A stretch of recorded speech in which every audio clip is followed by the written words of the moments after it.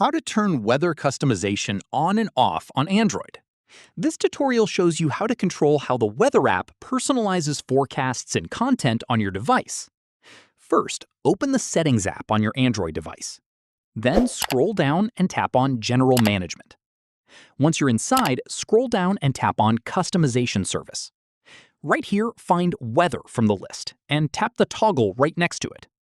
When turned on, the weather app uses your location, habits, and usage patterns to deliver more relevant forecasts, like automatically showing weather for places you frequently visit rather than just your home location. From here, it also tailors weather alerts and notifications based on conditions that are actually relevant to your area and daily routine. Moving on, turning it off stops the weather app from using your activity data to personalize the experience. You'll still get accurate forecasts, they just won't be as tailored to your habits and frequent locations. Finally, the change kicks in immediately, so no restart is needed after tapping the toggle.